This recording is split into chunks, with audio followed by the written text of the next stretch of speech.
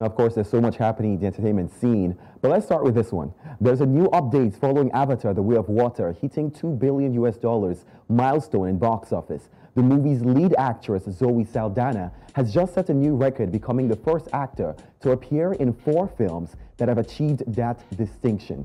Now, the 44-year-old American actress played in 3 other films, including the original Avatar in 2009, 2019's Avengers Endgame, and 2018's Avengers Infinity War, which rating 2.9 billion US dollars, 2.79 billion US dollars, and 2.05 billion US dollars respectively.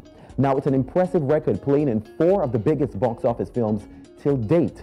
Saldana plays Neytiri in the Avatar film and has more chances to add to her more impressive resume, considering the franchise's plan to produce more films in the coming years. Now, the New Jersey-born actress will also be returning as Gamora in Guardians of the Galaxy Volume 3, which will be debuting in theaters on May the 5th. Her films have grossed a total of 13 billion worldwide, and as of 2023, she is the second highest grossing film actress of all times and the 4th actor overall. That's super impressive, and I'm looking forward to seeing more of the Avatars drop, of course.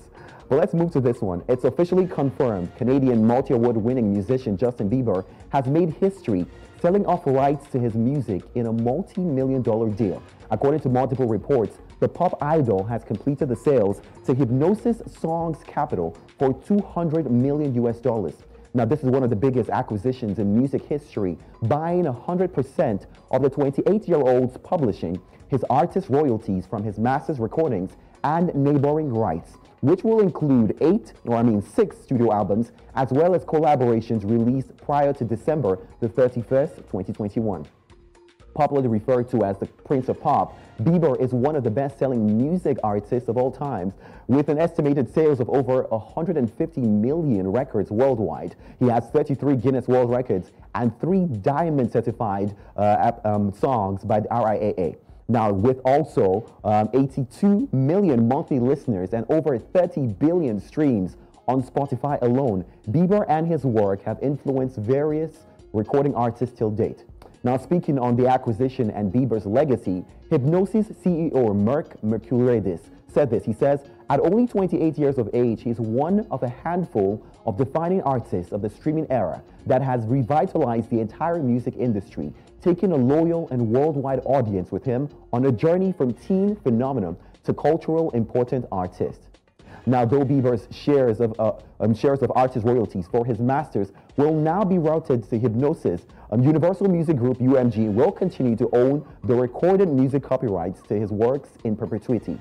Now, Bieber's manager for 15 years, Scooter Braun, who also represented the superstar during the deal, thanked all the parties involved and said Justin's greatness is just beginning. Now, recall that last year, Justin Timberlake, Nile Rodgers, Neil Young, and even Nelly Furtado all sold some of their rights to the same Hipgnosis capital. Well, I guess maybe that's what everyone is doing these days. But indeed, Justin Bieber has lived a mark. And for someone like myself, I would say I've listened to his music from as early on till, in fact, his most recent album, Justice. Now, let's move to this one that has everyone talking. The 95th Academy Awards is around the corner, and its nominations list have just dropped. Popularly regarded as one of the most coveted accolades in the entertainment industry till date, the Oscars celebrates excellence in film. Now, set to honor films released in 2022, one of this year's groundbreaking nominees was Marvel's Wakanda Forever for 2 major reasons. First, it marks a history-making nod for Nigerian singer Timlade Okpeni, popularly known as Tems, as the first Nigerian to attain such a feat, and multi-award-winning superstar Rihanna as her first ever Oscar nomination. Now, their joint collaboration on the movie's soundtrack, Lift Me Up, earned a nod in the Best Music Original Song category. Also, Angela Bassett's powerful performance as Queen Ramonda earned her a Best Supporting Actress nomination. Now, here's what happened. She becomes the first person of color, the first woman, and the first Marvel Studios actor to be nominated for a performance in a comic book adaptation.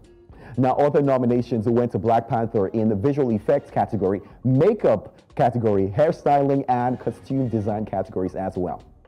Now, box office billion-dollar hit film Avatar: The Way of Water would battle it down against 9 other films, including Tom Cruise's Top Gun: Maverick for the Best Pictures category. Now, Top Gun also secured nominations in writing, film editing, sound, and visual effects as well. Now, that's also incredible. The nominations were somewhat mixed in terms of diversity this year. There was no black actors nominated in the lead acting categories, and women were ultimately shut out from Best Director, including a snub at multi-award winning actress Viola Davis and Sony Pictures' The Woman King as a whole. Now, also, James Cameron did not get a nod in the directing category for his work on Avatar. On a positive note, though, a milestone worth applauding was Michelle Yeoh, Kei Kwan, and Stephanie Su, all with nominations for Everything Everywhere All at Once. And of course, Young Cho for The Whale. Now, the number of Asian acting nominees reached the most recognized in a single year ever at 4 nominations. Now, if you were wondering, the Academy has not withdrawn its penalty on famous actor Will Smith over the award ceremony's last violent altercation on stage.